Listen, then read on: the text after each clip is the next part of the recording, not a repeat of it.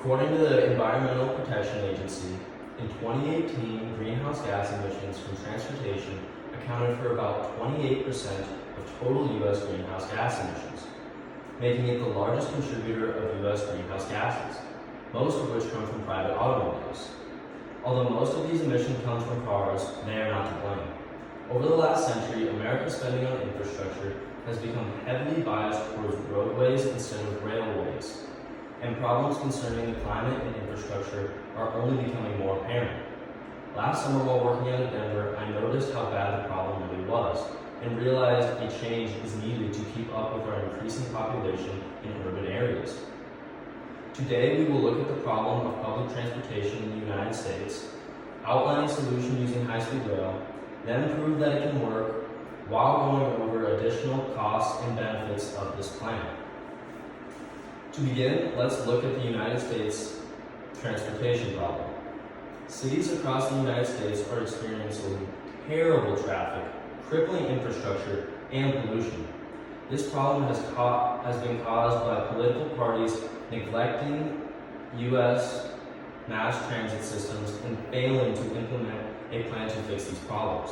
For example, Lyndon B. Johnson introduced his High-Speed Ground Transportation Act of 1965 immediately after Japan's first high-speed rail option was introduced, but Lyndon B. Johnson's act was never put into place. Over the last few decades, this has caused roadways to only become more congested, leading to more time stuck in traffic. According to a study by INRIX, commuters in 2018 nationwide in the U.S. spent an average of 97 hours stuck in traffic at an average cost of $1,300 per motorist, which adds up to a loss of $87 billion to traffic tires. Since the United States government has been mainly focused on adding to and expanding current roadways, they are struggling to keep up with their infrastructure. According to the Farm Bureau, in 2017, 47% of government spending was spent on highways, while the other 17% was spent on mass transit and rail. Also in 2017, the U.S. Department of Transportation noted that over 50,000 bridges are structurally deficient and get crossed by over 180 million vehicles per day, along with a $926 billion backlog of needed highway and transit infrastructure repair. Although cars have gotten much more eco-friendly over the years, they still account for a large portion of our country's emissions. Due to Americans' large demand for travel, total transportation emissions are still on the rise. According to the EPA, the number of vehicle miles traveled by light-duty motor vehicles increased by 46% from 1990 to 2018. Now I will outline a solution to these problems. My plan is to inspire policy change through examples of privatized high-speed rail systems in the United States. First, we will start by forgetting a massive federal plan to fix transit in the United States. By doing this will allow the federal government to spend more time on fixing current infrastructure. Then we will go locally and advocate for privatization of high-speed rails and collaborate with countries across borders that have already implemented high-speed rail systems. Lastly, once a high-speed rail system is shown to be profitable, the United States government will cut back on the red tape and ordinances that make it difficult for private ventures like a high-speed rail to take place in America, thus creating a new policy for rail travel. This plan will be managed by local agencies that are currently involved with a few high-speed rail projects already happening in the United States, like, for example, California High-Speed Rail Authority and the Texas High-Speed Rail and Transportation Corporation. Now I will prove that this plan can and will work. Today, fewer Americans are using trains than ever, only accounting for 3.7 billion of the 53 billion passengers worldwide, according to a study by Advancing Public Transportation. In other parts of the world, high-speed railways are the main form of transportation for hundreds of millions of people. This proves what an implementation of high-speed rail on a national level can do for a nation and its people, as in Japan and Italy have already done.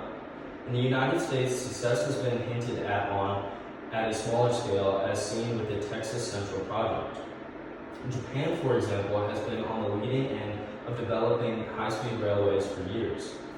The Shinkansen is a network of bullet trains that travels from Tokyo to Osaka and was developed in 1964 by the Japanese railway groups and can travel at speeds of up to 250 miles per hour. In Japan, this has caused a lot of social, economic, and environmental progress in the last 50 years. According to Yale University, a study was conducted and found that bullet trains fuel real estate booms, improve quality of life, and reduce vehicle pollution. They also help the Japanese economy centralize because it has dramatically shortened the travel time from booming metropolitans of Tokyo and Osaka that are 500 kilometers apart, as well as reduced emissions exponentially since the 1970s in Japan because of lightened traffic. This system gives presence of safety to users as, according to The Atlantic, there has been yet to be an accident with any of these trains since the 1970s.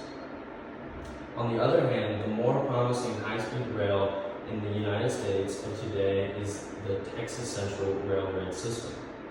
This system vows to give Texans what they have been demanding and another option of travel between the state's two largest regions. According to New York Times, in 1989, the company Texas TGV planned to use technology from the Central Japan Railway Company, and they spent 4 years and more than $70 million in private investments to try and bring high-speed rail to life in Texas, only to be stopped by Southwest Airlines' aggressive lobbying campaign. Luckily, this time around, Texas Central has not been tested by Southwest Airlines trying to stop their progress.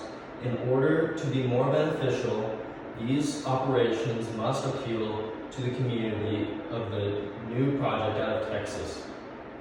According to TexasCentral.com, their proposed route will connect the fourth and fifth largest economy in the country and save commuters 60 to 90 minutes per trip.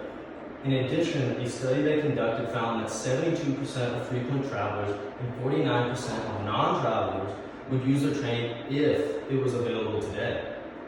Not only will it bring up ridership in the United States, it will remove approximately 15,000 vehicles per day on I-45 between Houston and Dallas.